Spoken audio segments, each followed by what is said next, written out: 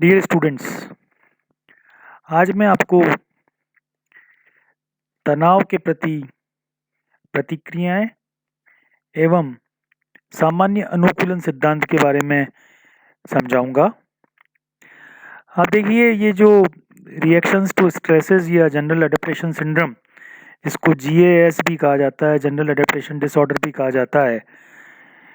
इसके जो जनक थे वो हैंस सीली थे। इसके बारे में हम बहुत विस्तार से चर्चा करेंगे कि उन्होंने क्या मॉडल दिया था, किस तरीके से हमारी जो रिएक्शंस है स्ट्रेसेस के प्रति, तनाव या प्रतिबल के प्रति, किस प्रकार से हम प्रतिक्रियाएं करते हैं, उसको समझने की कोशिश करेंगे। तो सबसे पहले इस बात को समझने की जरूरत कि तनाव क्या होता है।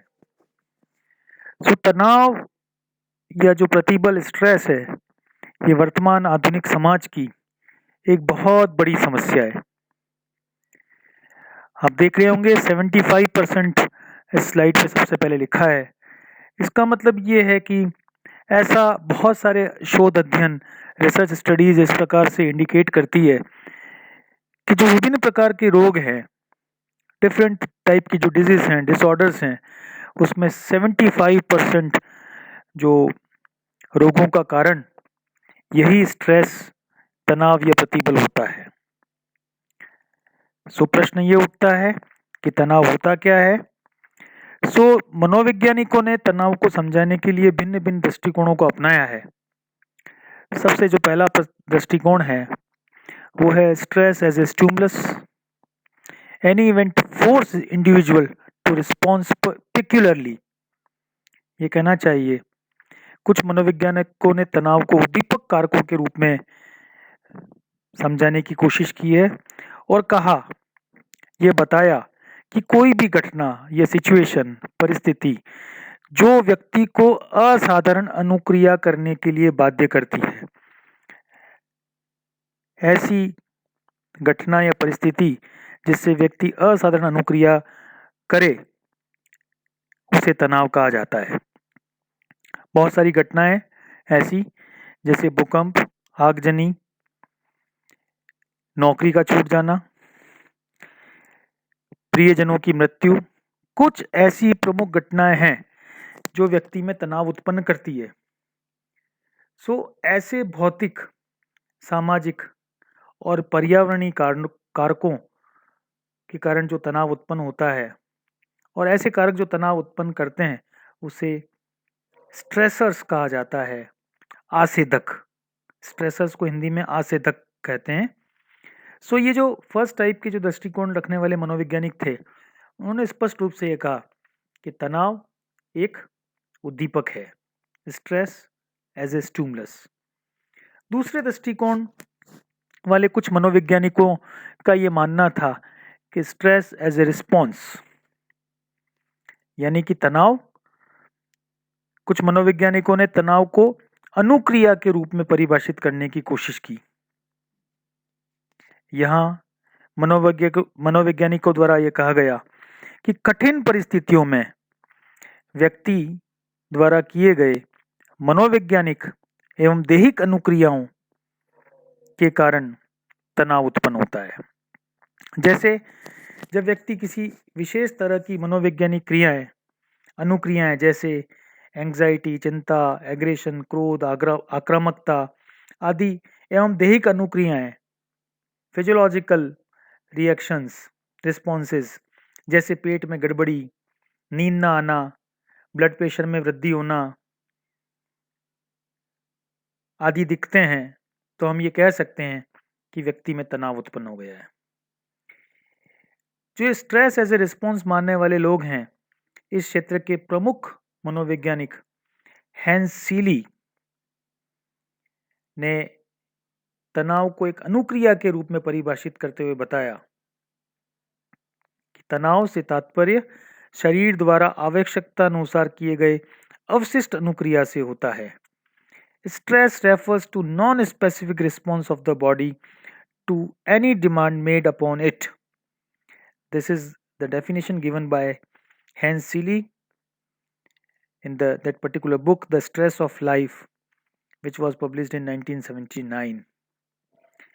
सो एक अविशिष्ट अनुक्रिया, नॉन स्पेसिफिक रिस्पॉन्स कहा गया है, जिससे शैली का तात्पर्य यह था कि ऐसी अनुक्रियाएं किसी खास तरह के स्ट्रेसर या तनाव उत्पन्न करने वाले उद्दीपक से संबंधित नहीं होते, बल्कि एक ही तरह की अनुक्रियाएं तनाव उत्पन्न करने वाले कोई भी उद्दीपक द्वारा उत्पन्न की जा सकती है।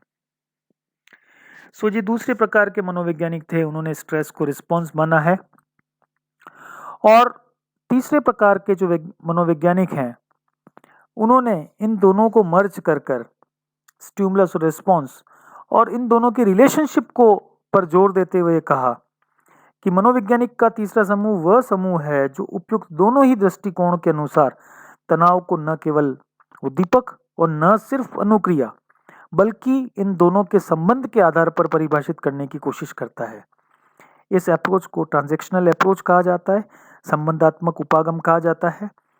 ऐसे मनोवैज्ञानिकों का यह मानना होता है कि कुछ परिस्थितियां, घटनाएं निश्चित रूप से ऐसी होती है जो सभी व्यक्तियों के लिए तनावपूर्ण होती है, और कई ऐसी घटनाएं या परिस्थिति होती है जो कुछ ही व्यक्ति के लिए तनाव उत्पन्न करती है। अतः तनाव को उद्दीपक के रूप में सार्थक ढंग से परिभाषित नहीं किया जा सकता। उसी तरह से तनावपूर्ण घटनाओं के प्रति की जाने वाली अनुक्रियाओं, यहाँ तक कि दैहिक अनुक्रियाओं को भी मनोवैज्ञानिक कारकों द्वारा आसानी से प्रभावित किया जा सकता है। इसलिए केवल अनुक्रिया के रूप में भी तनाव को अच्छी तरह से नहीं समझा जा सकता। और जो ये ट्रांजैक्शनल अप्रोच है, संबंधात्मक उपागम है, इसके अनुसार तनाव को समझने के लिए ये आवश्यक है जानना कि व्यक्ति परिस्थिति या घटना का मूल्यांकन अपनी नीड्स या मोटिव्स तथा वैसी ही परिस्थिति से निपटने के लिए उपलब्ध साधन के रूप में किस तरह से करता है। हम ये कह सकते हैं कि तनाव व्यक्ति तथा वातावरण, ऐसा वातावरण जिसे व्यक्ति को खतरा महसूस होता है और उनके साधनों को चुनौती देते रहता है, के बीच के खास संबंध को दर्शाता है। इस संबंध के प्रमुख समर्थक जो थर्ड टाइप है, जो दोनों चीजों की रिलेशनशिप को मानते हैं, स्टिमुलस और रिस्पॉन्स की, लेजारस, फोकमैन और टेलर रहे हैं। और एक नई तरह की किंग ने एक डेफिनेशन दी है, जो लेजारस, फोकमैन और टेलर थे, इन्हीं के विचारों से प्रभावित होकर मॉर्गन किंग, स्कॉफर, इन्होंने एक बहुत ही अच्छी डेफिनेशन, उत्तम प्रकार की परिभाषा प्रस्तुत की कि हम लोग तनाव को एक आंतरिक अवस्था के रूप में परिभाषित करते हैं जो शरीर की दैहिक मांगों, जैसे कि बीमारी की अवस्थाएं, व्यायाम, अत्यधिक तापक्रम या वैसे पर्यावरणीय या सामाजिक परिस्थितियां जिससे सचमुच में हानिकारक, अनियंत्रण तथा निपटने के साधनों की चुनौती देने वाले के रूप में मूल्यांकित किया जाता है, से उत्पन्न होता है। बैरन ने एक परिभाषा देते हुए कहा, मॉर्गन और किंग की परिभाषा में इंग्लिश मीडियम वालों के लिए भी बोल रहा हूँ, will define stress as an internal state which can be caused by physical demands on the body, which includes disease conditions, exercises, extremes of temperature, and likewise, or by the environmental and social situations, which are evaluated as potentially harmful, uncontrollable, or exceeding our resources for coping. बैरन ने एक बहुत अच्छी परिभाषा दी थी तनाव की। बैरन का कहना था, तनाव एक ऐसी बहुआयामी प्रक्रिया है जो हम लोगों में वैसी घटनाओं के प्रति अनुक्रिया के रूप में उत्पन्न होती है जो हमारे दैहिक एवं मनोवैज्ञानिक कार्यों को विकटित करता है या विकटित करने की धमकी देता है। Stress, according to Baron, stress is many faceted process that occurs in us in response to events that disrupt or threaten to disrupt our physical और साइकोलॉजिकल फंक्शनिंग। सो सारी परिभाषाओं को देखने पर एक चीज स्पष्ट हुई कि एक मल्टीफेसेट प्रोसेस है, एक बहुआयामी प्रक्रिया है जो स्ट्रेसर्स के इवोल्यूशन के बाद उनके प्रति किया गया एक रिस्पॉन्स है। तनाव में कुछ घटनाएं, स्थितियां होती है जिससे तनाव उत्पन्न होता है, वे व्यक्ति के नियंत्रण के बाहर होती है। अगर यदि किसी विशेष कारण से परिस्थिति व्यक्ति के नियंत्रण में की जाती है तो तनाव कम हो जाता है। सो यहाँ स्पष्ट रूप से बात समझ में आती है कि तनाव एक स्टिमुलस भी है और एक रिस्पॉन्स भी है। आपके सिलेबस में रिस्पॉन्स को लेकर ज़्यादा बताया गया है कि रिएक्शंस टू स्ट्रेस आपके सिलेबस में लिखा हुआ है। So I just talk more about the stress as a response, the model given by Hans Selye. Also what are the reactions to stress? So just chart reactions to stress, it is of two type: psychological reactions and physiological reactions. Psychological reactions include cognitive impairment and emotional responses, while physiological reactions includes emergency responses and general adaptation syndrome. Again, the type emotional responses includes three categories: anxiety, anger and aggression, empathy and depression, while GA has three, general adaptation syndrome has three stages: stage of alarm reaction, stage of resistance, stage of exhaustion. Hindi medium वाले बच्चों के लिए तनाव की प्रतिक्रियाएं दो प्रकार की होती है, एक मनोवैज्ञानिक प्रतिक्रिया और दूसरी दैहिक प्रतिक्रियाएं। मनोवैज्ञानिक प्रतिक्रियाएं भी दो प्रकार की होगी: संज्ञानात्मक विकृति और सांवेगिक अनुक्रियाएं, इमोशनल रिएक्शंस।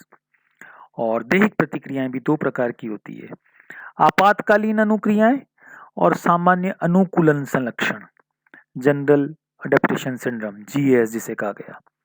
सांवेगिक अनुक्रियाएं पुनः तीन प्रकार की होती है: दुश्चिंता, क्रोध, आक्रामकता, भाव शून्यता एवं विषाद। जबकि सामान्य अनुकूलन संलक्षण की तीन स्टेजेस हैं: चेतावनी प्रतिक्रिया की अवस्था, प्रतिरोध की अवस्था और समापन की अवस्था। सो मैं इसको थोड़ा सा समझाने की कोशिश करूंगा। मनोवैज्ञानिक प्रतिक्रियाएं क्या होती है? तनाव में कई तरह के मनोवैज्ञानिक या मानसिक प्रतिक्रियाएं होती है। दूसरे शब्दों में यह भी कहा जा सकता है कि तनाव में व्यक्ति की मानसिक कार्यों में एक तरह का डिसरप्शन, विघटन या क्षुब्धता, कमी पाई जाती है। इन सभी तरह के मानसिक विघटनों को दो मुख्य भागों में बांटा जा सका है। जैसे स्पष्ट है, मनोवैज्ञानिक प्रतिक्रियाएं दो प्रकार की: संज्ञानात्मक विकृति और सांवेगिक अनुक्रियाएं। संज्ञानात्मक विकृति, संज्ञानात्मक विकृति का तात्पर्य व्यक्ति में एकाग्रता की क्षमता की कमी हो जाती है। वह अपने चिंतन को तार्किक रूप से ऑर्गेनाइज नहीं कर पाता। चिंतन में चिंता की भूमिका बहुत बढ़ जाती है और व्यक्ति परिस्थिति के विभिन्न पहलुओं का ठीक ढंग से प्रत्यक्षीकरण नहीं कर पाता। उसका स्पान ऑफ अटेंशन कम हो जाता है तथा उसकी मेमोरी पावर भी कम हो जाता है, स्मृति शक्ति भी कम हो जाती है। दूसरे शब्दों में कह सकते हैं कि तनाव में व्यक्ति की कॉग्निटिव फंक्शनिंग में एक तरह की असामान्यता आ जाती है। व्यक्ति के संज्ञानात्मक कार्यों में, संज्ञान का मतलब होता है सोचना, समझना, जिससे व्यक्ति आगे की एक्टिविटी कर पाता है। तो ये कहा जा सकता है कॉग्निटिव इम्पेयरमेंट के कारण कि संज्ञानात्मक जो हमारी विकृति के कारण एक तरह की असामान्यता आ जाती है। कई प्रकार के साइकोलॉजिकल रिसर्चेस इस ओर इंगित करते हैं कि तनाव की परिस्थिति में व्यक्ति कुछ वैसा बिहेवियरल पैटर्न दिखाता है जो वह गत समय में कर चुका होता है। जैसे एग्जाम्पल के लिए, जिन व्यक्तियों में सतर्क और चौंकना रहने की प्रवृत्ति पहले से अधिक होती है, वह तनाव की स्थिति में और अधिक सतर्क और चौकन्ने हो जाते हैं। तथा जो आक्रामक प्रवृत्ति के होते हैं, तनाव होने पर उनकी आक्रामकता पहले से और बढ़ जाती है और उनके सभी व्यवहारों में एग्रेशन के इंसिडेंसेस देखने को मिलते हैं। इसका कारण ये है कि तनाव में व्यक्ति में एक तरह की संज्ञानात्मक विकृति उत्पन्न हो जाती है और व्यक्ति समस्या के समाधान के लिए अल्टरनेटिव मीन्स, ये कहना चाहिए वैकल्पिक साधनों का परसेप्शन नहीं कर पाता और अपने व्यवहार में एक रिजिडिटी, ये कहना चाहिए दृढ़ता को दिखाता है। सो मनोवैज्ञानिक प्रतिक्रिया में जो पहली प्रतिक्रिया थी कॉग्निटिव डिस्टोर्शन के रूप में, संज्ञानात्मक विकृति के रूप में, आपको समझ में आ गई होगी। दूसरी मनोवैज्ञानिक प्रतिक्रिया जिसे सांवेगिक अनुक्रिया कहा गया है। सांवेगिक अनुक्रिया में तरह तरह के इमोशनल रिस्पॉन्सेस, विशेषकर नेगेटिव इमोशनल रिस्पॉन्सेस करता है व्यक्ति। और ऐसे नेगेटिव इमोशनल रिस्पॉन्सेस में जो प्रमुख चीज़ें नज़र आती है, प्रमुख रिस्पॉन्सेस जो नज़र आते हैं, उसमें एंग्जाइटी, दुश्चिंता कह सकते हैं। दुश्चिंता, जब व्यक्ति तनाव वाली स्थिति में पूरी तरह गिर जाता है तो सबसे पहले उसको जिस चीज़ की चिंता होती है, अनुक्रिया करता है, वह चिंता की होती है। चिंता एक, कहना चाहिए, एक ऐसी सांवेगिक अवस्था है जिसमें व्यक्ति में डर, आकांक्षा, परेशानी आदि प्रमुखता से दिखती है। चिंता भी मुख्य रूप से दो प्रकार की होती है, एक तो नॉर्मल, सामान्य, और दूसरी न्यूरोटिक, स्नायु विकृत करने वाली। सामान्य चिंता का स्वरूप अडेप्टिव होता है और इस तरह चिंता तनाव उत्पन्न करने वाली परिस्थिति के साथ समायोजन करने में व्यक्ति को मदद करती है। लेकिन न्यूरोटिक एंग्जाइटी, जिसको स्नायु विकृत चिंता कहा गया है, में व्यक्ति तनाव उत्पन्न करने वाली परिस्थिति से इतना अधिक डर जाता है, इतना आशंकित हो जाता है कि इसके कारण वैसी परिस्थिति के साथ निपटने की क्षमता उसमें प्राय समाप्त हो जाती है। वह अपने आप को बेसहारा महसूस करता है। और फ्रॉयड ने तो इस चिंता का कारण अनकॉन्शियस कॉन्फ्लिक्ट को बताया था, अचेतन का संघर्ष बताया था। इसी प्रकार से दूसरा जो रिएक्शन है इमोशनल रिस्पॉन्स में, वह रिस्पॉन्स में नेगेटिव इमोशनल रिस्पॉन्स है, जिसे एंगर और एग्रेशन कहा गया है। तनाव उत्पन्न करने वाले परिस्थितियों के प्रति एक अन्य संवेगात्मक अनुक्रिया एंगर होती है, जिसको बाद में व्यक्ति एग्रेसिव बिहेवियर करने लग जाता है, आक्रामक व्यवहार करने लग जाता है। बहुत सारी स्टडीज हुई है ह्यूमन बीइंग पर, एनिमल्स पर, जिसमें ये बहुत स्पष्ट हुआ कि तनाव उत्पन्न करने वाले उद्दीपक या परिस्थिति के प्रति प्राणी में पहले क्रोध उत्पन्न होता है, और यदि ऐसे उद्दीपक प्राणी के सामने अधिक समय तक रहे तो वो उनके प्रति आक्रामकतापूर्ण व्यवहार भी करने लग जाता है। जैसे एग्जाम्पल के लिए, अगर बच्चों को किसी लक्ष्य पर पहुंचने से रोक दिया जाए तो उन बच्चों में एक तरह से कुंठा उत्पन्न हो जाती है, फ्रस्ट्रेशन उत्पन्न हो जाता है। और डोलार्ड और मिलर की हाइपोथेसिस ये कहती है, फ्रस्ट्रेशन लीड्स टू एग्रेशन। कुंठा से ही आक्रामक व्यवहार का जन्म होता है और वे लक्ष्य वस्तु की और आक्रामकता को दिखाते हैं। सो दूसरा पॉइंट क्रोध और आक्रामकता का हुआ। तीसरा पॉइंट, कभी कभी ऐसा भी हो जाता है कि कुंठा उत्पन्न करने वाला स्रोत बहुत अधिक शक्तिशाली होता है, जिसके कारण व्यक्ति अपनी आक्रामकता को दिखा नहीं पाता, लेकिन आक्रामकता तो होती है। इस प्रकार की आक्रामकता जो व्यक्ति दिखा नहीं पाता उसको डिस्प्लेस्ड एग्रेशन या विस्थापित आक्रामकता कहा जाता है। तो कुल मिलाकर आक्रामकता तो है, वो चाहे दिखा पाए या न दिखा पाए। तीसरा जो मनोवैज्ञानिक प्रतिक्रिया की सांवेगिक अनुक्रियाओं में, जिसे एम्पैथी और डिप्रेशन कहा गया है, भाव शून्यता तथा विषाद। तनाव उत्पन्न करने वाली परिस्थिति के प्रति कुछ लोगों में क्रोध व आक्रामकता का व्यवहार न होकर उसके ठीक बिल्कुल विपरीत भाव शून्यता और विषाद का भाव विकसित हो जाता है। ऐसा देखा जाता है कि अगर तनावपूर्ण परिस्थिति में व्यक्ति के सामने बनी हुई है और व्यक्ति उसके साथ निपटने में सफल नहीं हो पा रहा है और आक्रामकता भी प्रदर्शित नहीं कर पा रहा है, तो फिर वो क्या करेगा? वो उनके प्रति भाव शून्यता या उदासीनता, एक तरह से न्यूट्रल हो जाएगा, जो बाद में ये जो न्यूट्रलिटी है, उदासीनता है, एम्पैथी है, भाव शून्यता है, ये व्यक्ति में डिप्रेसिव टेंडेंसी, विषादी प्रवृत्ति को जन्म दे देती है। देखिए, ऐसा होता है कि जो व्यक्ति तनाव उत्पन्न करने वाले परिस्थिति के प्रति आक्रामकता दिखाकर कभी कभी सफलता प्राप्त नहीं कर पाता, वह भी उसके प्रति उदासीन रहने की अनुक्रिया सीख अनुक्रिया करना सीख लेता है।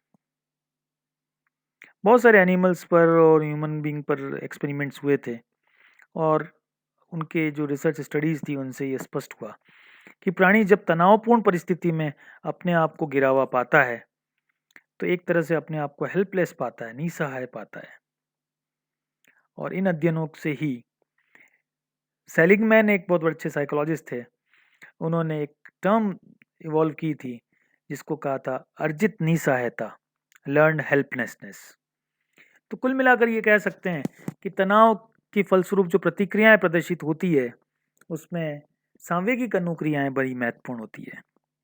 इसके अलावा दैहिक प्रतिक्रियाओं की बात की जाए तो दो प्रकार की दैहिक प्रतिक्रियाएं व्यक्ति प्रस्तुत करता है। पहली आपातकालीन अनुक्रियाएं और दूसरी सामान्य लक्षण अनुकूलन संलक्षण, emergency reactions. Sorry, physiological reactions के दो पार्ट हैं, emergency responses and general adaptation syndrome. So physiological reactions की जहां तक बात की जाए, तनाव उत्पन्न करने वाली परिस्थिति या उद्दीपक के प्रति व्यक्ति फिजियोलॉजिकल रिएक्शंस भी करता है, दैहिक प्रतिक्रियाएं भी करता गया। अक्सर ऐसा देखा गया कि तनावपूर्ण परिस्थिति में गिर जाने पर व्यक्ति के पेट में गड़बड़ी, हृदय गति का असामान्य हो जाना, रेस्पिरेशन रेट पर इफेक्ट पड़ना, इन सभी दैहिक प्रतिक्रिया या फिजियोलॉजिकल रिएक्शंस के एग्जाम्पल्स हैं। ऐसी जो फिजियोलॉजिकल रिएक्शंस हैं इसको दो हेडिंग्स में हम स्टडी करेंगे। फर्स्ट इज इमरजेंसी रिस्पॉन्सेस या आपातकालीन अनुक्रियाएं। तनाव उत्पन्न करने वाली उद्दीपक के प्रति व्यक्ति के शरीर में कुछ ऐसी अनुक्रियाएं होती है जिसे इमरजेंसी रिस्पॉन्सेज या आपातकालीन अनुक्रियाएं कहा जाता है। ऐसी अनुक्रियाओं के माध्यम से शरीर का जो एक पोर्शन है लीवर, उसमें शुगर का उत्सर्जन होता है और ताकि शरीर को और मांसपेशियों को अधिक से अधिक पावर मिलती रहे, शक्ति मिलती रहे। शरीर में कुछ ऐसे हार्मोन्स भी निकलने लगते हैं जो फैट को, प्रोटीन को शुगर में चेंज कर देते हैं, कार्बोहाइड्रेट्स में चेंज कर देते हैं शुगर में, जिससे शारीरिक कार्य करने के लिए पर्याप्त ऊर्जा व्यक्ति को मिलने लगती है। व्यक्ति की हृदय गति में, ब्लड प्रेशर में, रेस्पिरेशन रेट में वृद्धि हो जाती है। मांसपेशियों में भी तनाव बढ़ जाता है। मुक्कस में श्लेष्मा या लार की मात्रा में कमी आ जाती है ताकि फेफड़े को अधिक से अधिक वायु प्रवेश करने के रास्ते में कोई रुकावट नहीं आए। यही कारण है कि तनावपूर्ण परिस्थिति में व्यक्ति का मुंह सूखा होने का अनुभव करता है। एक केमिकल है जिसको हमारी बॉडी में होता है जिसको एंडोर्फिन्स कहते हैं, एक तरह का स्वाभाविक पेन किलर है। इसकी मात्रा में वृद्धि हो जाती है, जो हमारी ब्लड वेसल्स हैं थोड़ी कंडेंस हो जाती है, संकुचित हो जाती है, जिसके कारण शरीर में कुछ कटफट भी जाता है तो कम मात्रा में रक्त व्यक्ति के शरीर से निकलता है और स्प्लीन अधिक मात्रा में रेड ब्लड कॉर्पसेस, रक्तलाल कणिकाएं का उत्सर्जन करता है ताकि अधिक से अधिक ऑक्सीजन शरीर के अंगों को मिल सके। और इतना ही नहीं, बोन मैरो में वाइट ब्लड पार्टिकल्स उत्पन्न होने लगते हैं जिससे किसी भी प्रकार के संभावित इन्फेक्शन से ठीक ढंग से बचा जा सके। तो सभी आपातकालीन अनुक्रियाओं का उद्देश्य एक ही होता है कि तनाव उत्पन्न करने वाली परिस्थिति के कारण के साथ ठीक ढंग से निपटना और उसके साथ एडजस्टमेंट कर लेना, समायोजन कर लेना। ये सभी दैहिक अनुक्रियाएं autonomic nervous system, endocrine glands और विशेषकर एड्रिनल ग्लैंड, पिट्यूटरी ग्लैंड की मदद से नियमित और नियंत्रित होती है। प्राय ऐसी अवस्था में ऑटोनॉमिक नर्वस सिस्टम अपना कार्य हाइपोथैलेमस के नियंत्रण में करता है।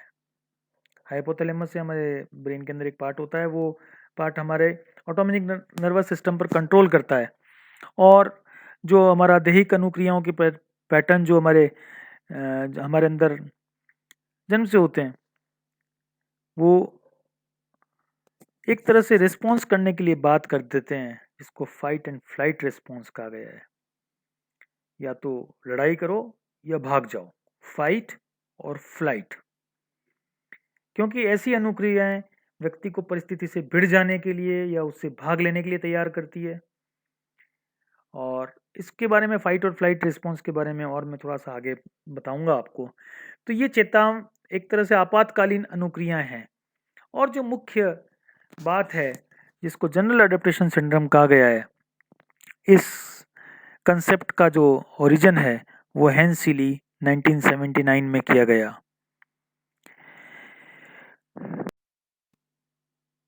इसमें हेंस सीली ने 3 प्रकार की अवस्थाएं बताई है, जिसको फर्स्ट स्टेप जो बताई है, स्टेज ऑफ अलार्म रिएक्शन, चेतावनी प्रतिक्रिया की अवस्था या प्रारंभिक चेतावनी की अवस्था। दूसरी है प्रतिरोध की अवस्था, स्टेज ऑफ रेजिस्टेंस। और तीसरी है थकान की अवस्था, जिसे स्टेज ऑफ एग्जॉशन कहा गया है। इस डायग्राम में आप देख रहे होंगे कि प्रारंभिक चेतावनी की अवस्था, इसमें क्या होता है बच्चों कि जब व्यक्ति तनाव उत्पन्न करने वाली परिस्थिति या घटना से गिर जाता है या उससे प्रभावित होता है, तो सबसे पहले जो उसके अंदर शारीरिक परिवर्तन होते हैं उसे अलार्म रिएक्शन कहा जा सकता है।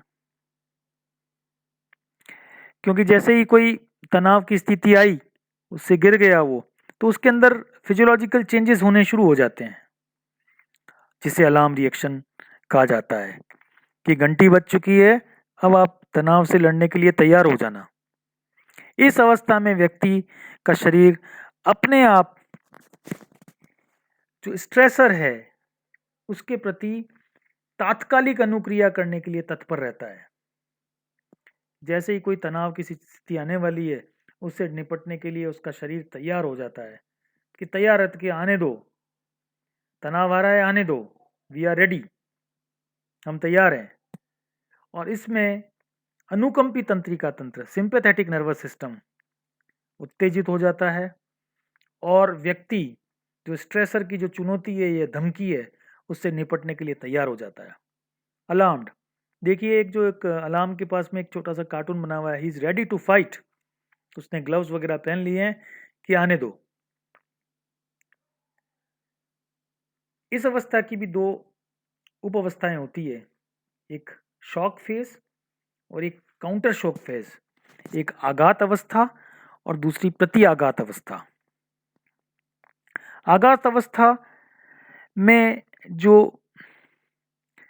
स्ट्रेस, जो भी स्ट्रेसर है वो व्यक्ति को एक फिजियोलॉजिकल शॉक प्रोड्यूस करता है। जैसे ही तनाव आया तो एकदम शरीर का तापमान गिर जाता है, ब्लड प्रेशर डाउन हो जाता है, हार्ट बीट कम हो जाती है, उसकी जो मसल्स हैं ओके वो सुस्त हो जाती हैं। और जैसे ही ये आघात लगता है, इसके तुरंत बाद प्रति आघात की अवस्था उत्पन्न हो जाती है, जिससे शरीर क्या करता है, अपने रक्षा प्रक्रमों को बढ़ा देता है। सभी तरह की आपातकालीन अनुक्रियाएं जैसे हृदय गति, ब्लड प्रेशर, रेस्पिरेटरी रेट आदि में स्पीड बढ़ा देता है, इनको तीव्र कर देता है। और इसका परिणाम ये होता है कि व्यक्ति के अंदर रेजिस्टेंस कैपेसिटी व्यक्ति में बढ़ने लगती है। ओके, सो रेजिस्टेंस कैपेसिटी बढ़ते ही व्यक्ति के अंदर प्रतिरोध की अवस्था आ जाती है। देखिए मैं इसको इस तरीके से एक एग्जाम्पल के बाद भी इसको समझाने की कोशिश करूंगा। पहले प्रतिरोध की अवस्था को समझ लेते हैं। प्रतिरोध की अवस्था में व्यक्ति के सामने स्ट्रेसर आ जाते हैं और निरंतर स्ट्रेसर्स हैं, वो उस तनाव की स्थिति को अपने शरीर में घुसने के लिए रोकता है, रेजिस्ट करता है, प्रतिरोध करता है। और इस अवस्था में शरीर में से कुछ हार्मोन्स ऑटोमेटिकली निकलने शुरू हो जाते हैं, जिससे प्रतिरोध की मात्रा में वृद्धि हो जाती है। अर्थात ये कह सकते हैं कि इन हार्मोन्स के सहारे शरीर अपने मुख्य प्रक्रमों को मजबूत कर स्ट्रेसर के प्रभाव को अपने आप से बचाता है। देखिए मैंने आपको बताया कि अलार्म रिएक्शन में क्या होता है। Basically alarm reaction stage refers to the initial symptoms the body experiences when under stress. In fact, it is the fight and flight response.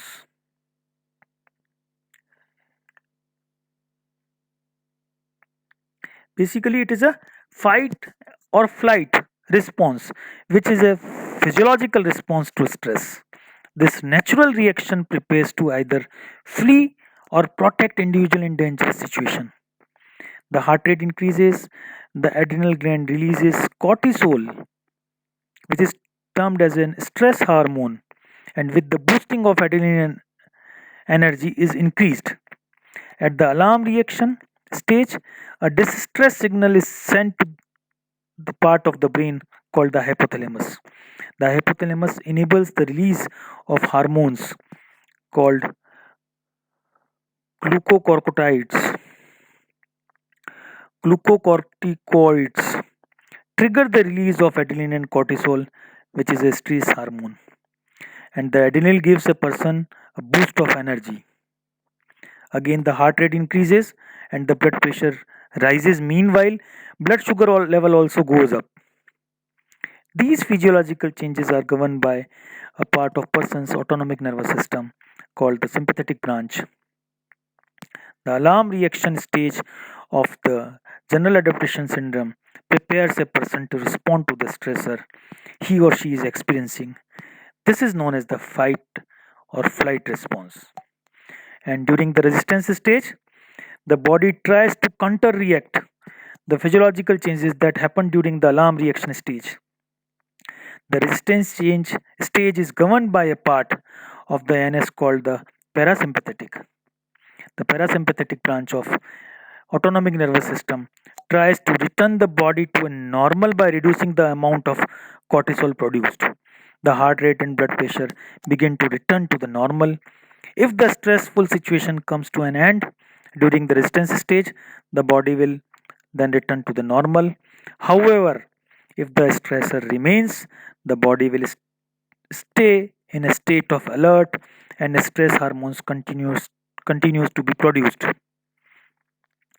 The physical response can lead a person struggling to concentrate and become irritable. After the initial shock of a stressful event and having a fight or flight response, the body begins to repair itself. It releases a lower amount of cortisol and the heart rate and blood pressure begin to normalize. Although the body enters this recovery phase, it remains on high alert for a while.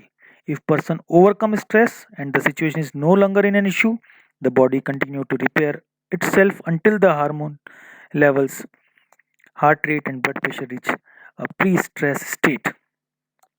सो यहाँ प्रतिरोध की अवस्था में बात बताना चाह रहा हूँ। अगर स्ट्रेसर की मौजूदगी जारी रहती है और उसका जो प्रभाव है उसको ह्यूमन बॉडी रेजिस्ट करने की कोशिश करती है, इस अवस्था में शरीर में से कुछ हार्मोन्स निकलते हैं जिससे व्यक्ति के अंदर रेजिस्टेंस प्रतिरोध की मात्रा में वृद्धि हो जाती है और इन हार्मोन्स के सारे शरीर अपनी जो मुख्य एक्शंस हैं, मुख्य जो प्रक्रियाएं हैं उसको मजबूत करके रखती है जिससे कि वो स्ट्रेसर के प्रभाव से बच सके। पिट्यूटरी ग्लैंड के कुछ कोशिकाएं द्वारा शरीर के ब्लड में एक विशेष प्रकार का हार्मोन जिसे एड्रीनोकॉर्टिकोट्रोपिक ACTH कहा जाता है विशेष रूप से उत्सर्जित होता है। और ACTH का जो एक मुख्य केमिकल है जिसे कॉर्टिकोट्रोपिन रिलीजिंग फैक्टर CRF कहा जाता है और जो हाइपोथैलेमस में से निकलता है और नियंत्रित होता है। स्ट्रेसर से हाइपोथैलेमस थोड़ा स्टिमुलेट हो जाता है, उत्तेजित हो जाता है जिससे CRF की मात्रा अधिक मात्रा में पिट्यूटरी ग्लैंड में भेजे जाते हैं और ACTH की मात्रा, ACTH मतलब कॉर्टिकोट्रोपिक हार्मोन है की मात्रा रक्त में बढ़ जाती है और ACTH की मात्रा रक्त में बढ़ने से स्ट्रेसर के जो इफ़ेक्ट्स हैं, जो शरीर पर पड़ने वाले हैं, उसको रोका जा सकता है। इस तरह से व्यक्ति का रेजिस्टेंस लेवल बढ़ जाता है। और इतना ही नहीं, एसीटीएच एड्रिनल ग्लैंड के कॉर्टेक्स को भी उत्तेजित करता है, जिससे कॉर्टिसोल नामक हार्मोन शरीर के ब्लड में मिल जाता है और इससे भी स्ट्रेसर्स के प्रभाव से लड़ने की क्षमता शरीर में बढ़ती जाती है। परंतु इस हार्मोन का अधिकतम स्तर का बना रहना शरीर के लिए हानिकारक भी होता है। अगर इसी अवस्था में व्यक्ति के सामने और कोई नया स्ट्रेसर आ जाए तो इस नए स्ट्रेसर के प्रति व्यक्ति की प्रतिरोध शक्ति काफी कम हो जाती है और व्यक्ति के अंदर तनाव घुसने की कोशिश करता है। तीसरी अवस्था, जिसे थकान की अवस्था कहा गया है, एग्जॉशन स्टेज। इसके बारे में समझने के लिए बता दें, ये जीएस की जो तीसरी अवस्था है, जिसे स्टेज ऑफ एग्जॉशन कहा गया है, थकान की अवस्था कहा गया है, जिसमें ओरिजिनल स्ट्रेसर और जो न्यू स्ट्रेसर है, दोनों के प्रति अनुक्रिया करने की क्षमता में काफ़ी कमी हो जाती है। प्राणी में शिथिलता बढ़ जाती है, वह निष्क्रिय हो जाता है, बीमार पड़ जाता है। और ऐसा देखा गया कि स्ट्रेस इंड्यूस्ड हार्मोन्स अगर अधिक समय तक शरीर में रहने लगे तो व्यक्ति के अंदर stomach ulcer, asthma, high blood pressure, cancer, diabetes आदि प्रकार की बीमारियां हो सकती है और व्यक्ति की मृत्यु होने की संभावना भी बढ़ जाती है। सो ये कहना समझना बहुत जरूरी है कि after N extended period of stress the body goes into the final stage of GAS known as the exhaustion stage. At this stage, the body has depleted its energy resources by continuously trying up but failing to recover from the initial alarm reaction stage. Once it reaches the exhaustion stage, a person's body is no longer equipped with to fight the stress. They may experience tiredness, depression, anxiety, feeling that unable to cope with the stress. And if a person does not find ways to manage stress levels at this stage, they are at the risk of developing stress related disease or stress related health conditions. This stage is the result of prolonged or chronic stress. Struggling with stress for long periods can drain the physical, emotional, and the mental resources to the point where body no longer has strength to fight stress. One may give up or feel the situation is hopeless, and signs of exhaustion includes fatigue, burnout, depression, anxiety, decreased stress tolerance, and the physical effects of this stage also weakened the immune system and put individual for towards the risk for stress related illness. तो देखिए बच्चों, मैंने इसको 3 स्थितियों में समझाने की कोशिश करी है। आगे की स्लाइड्स में मैं और आपको इसको क्लैरिफाइड समझाऊंगा कैसे काम करती है। So general adaptation stages are 3. Alarm stage, there is a alarming situation is there where the stressor upsets the homeostasis or cellular balance. Resistance stage, body fights back by adjusting to the stress. And third is the exhaustion stage. Rest permits enhanced adaptation. No rest is equal to overtraining, injury और lack of adaptation.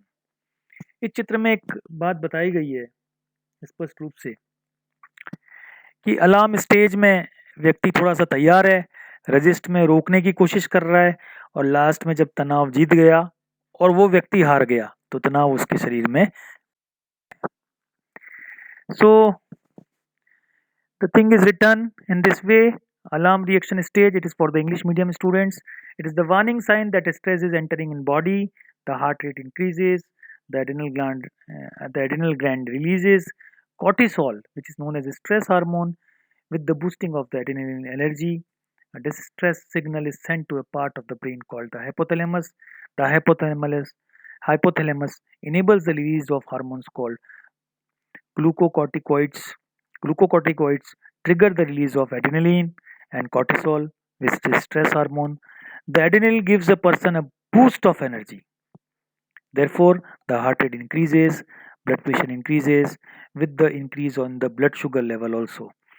These physiological changes are governed by a part of a person's autonomic nervous system. The alarm reaction stage of the general adaptation syndrome prepares a person to respond to the stressor he or she is experiencing. This is known as the fight or flight. लड़ो या भाग जाओ. Fight or flight response. And then about the resistance, body tries to counter-react the physiological changes. The resistance change is governed by a part called the of the NS called the parasympathetic nervous system. The parasympathetic branch of the NS tries to return the body to normal by reducing the amount of cortisol produced. The heart rate and blood pressure begin to return to normal.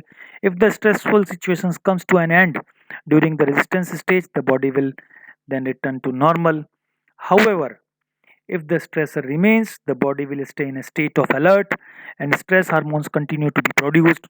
It eventually adapts and learns how to live with a higher stress level. In this stage, the body attempts to cope with the stress. The body continues to secrete the stress hormone and the blood pressure remains elevated. One may think that stress is managed in well manner, but body's physiological response tells a different story. If the resistance stage continue for too long of a period without pauses to offset the effects of stress, this can lead to the exhaustion stage. Signs of the resistance stage include irritability, frustration, and poor concentration. Exhaustion stage, it's very clarified. After an extended period of the stress, the body goes into the final stage of general adaptation syndrome known as the exhaustion stage. At this stage, the body has depleted its energy sources by continuously trying but failing to recover from the initial alarm reaction stage. Once it reaches the exhaustion stage, a person's body is no longer equipped to fight stress. They may experience tiredness, depression, anxiety, feeling unable to cope. And if a person does not find ways to manage stress levels at this stage, they are at the risk of developing stress related health conditions. And the signs of exhaustion include fatigue, burnout, depression, anxiety, decreased stress tolerance. So, the physical effects of this stage also weaken the immune system and put a person on over a risk for stress related illness. So, there is a graph which shows very clearly all the three stages: the alarm stages, the resistance stages, and the exhaustion stages.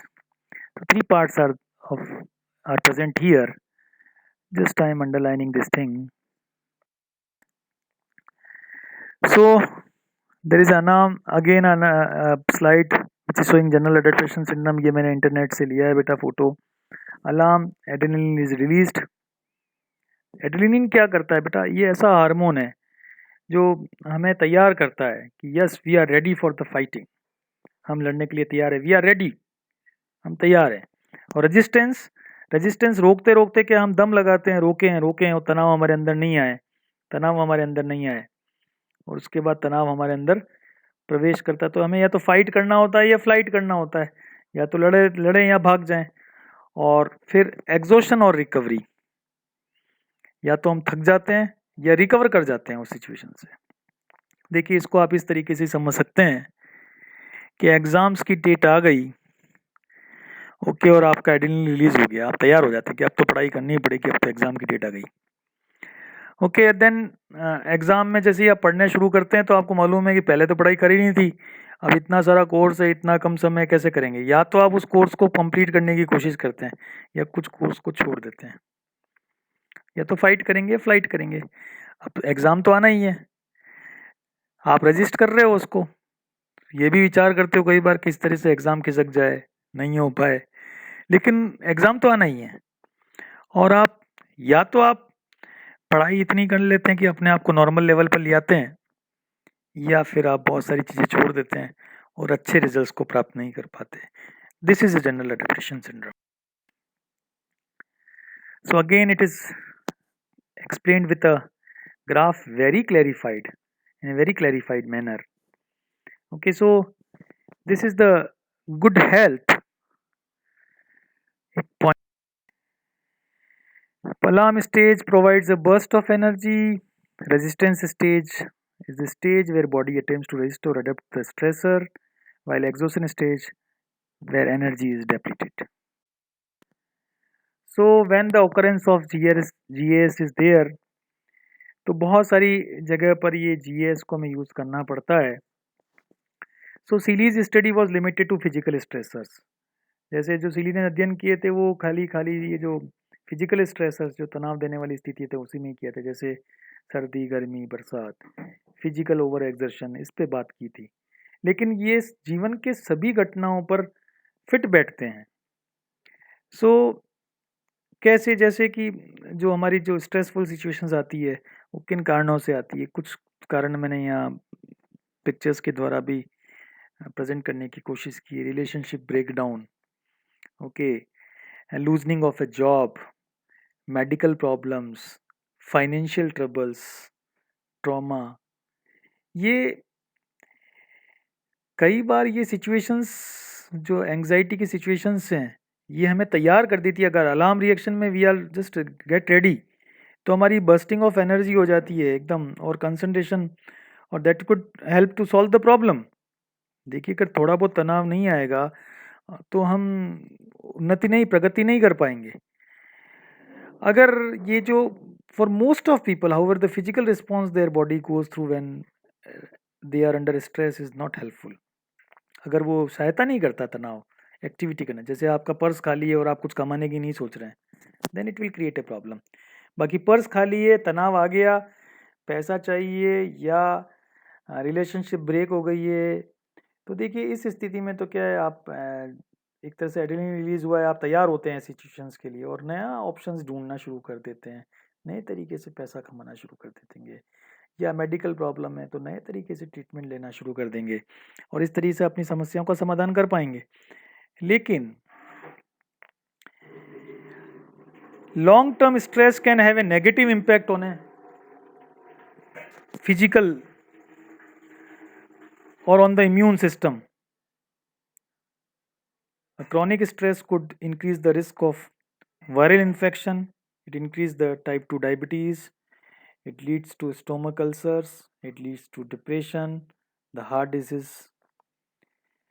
But while stress is unpleasant, the upside is that general adaptation syndrome improves how the body responds to stressor, particularly in the alarm stage.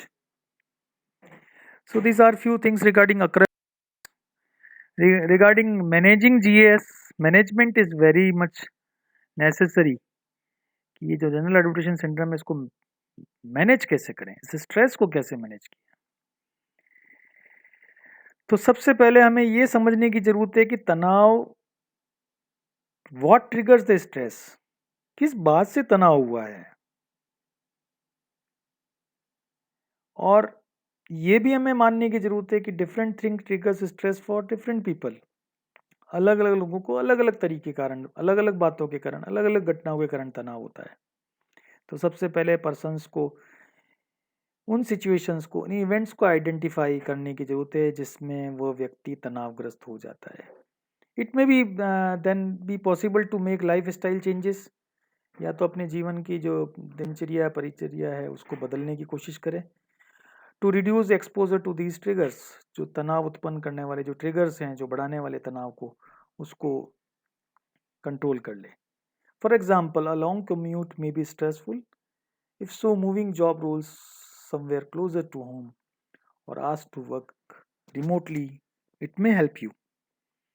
कहीं दूरी पर काम करना पड़ रहा है जो आपके लिए तनावग्रस्त हो रहा है, तो या तो आप नौकरी छोड़ें या ऐसा जॉब ढूंढ लें जो घर के पास में हो, और या घर पे बैठ के भी काम कर सकते हैं. आजकल तो वर्क एट होम का भी कल्चर चल रहा है. When it is not possible to avoid a stress trigger, it is important to find a way to reduce the impact it has on body and mind. अगर ऐसी स्थिति से बच नहीं पा रहे हैं तो आपको वो तरीका ढूंढना चाहिए जिससे वो आपके मस्तिष्क और मन पर कम प्रभाव डाले. और उससे बचने के लिए एंग्जाइटी और depression association of America ADAA recommend physical activity as a way of reducing stress. Because ऐसा कहा गया है, exercise releases endorphins which improve sleep and promote a sense of well-being. Physical exercise करनी चाहिए, ब्रिस्क वॉकिंग करनी चाहिए, running करनी चाहिए, जिससे क्या है कि एंडोर्फिन्स रिलीज होंगे जो कि हमारी नींद को अच्छा करेंगे और हमारे अंदर खुशहाली के सेंस को डेवलप करेंगे। कुछ एक्टिविटीज़ और भी हैं जो जनरल एडवर्शन सिंड्रोम से बचने में मदद करेगी या उसको क्योर करने में मदद करेगी। One is mindfulness and meditation, deep breathing, yoga, relaxation, connecting to friends, दोस्तों से गपशप लगाओ, जीएस आपका तनाव दूर हो जाएगा। So and the last words I want to say, thank you and thank you. Okay बच्चों।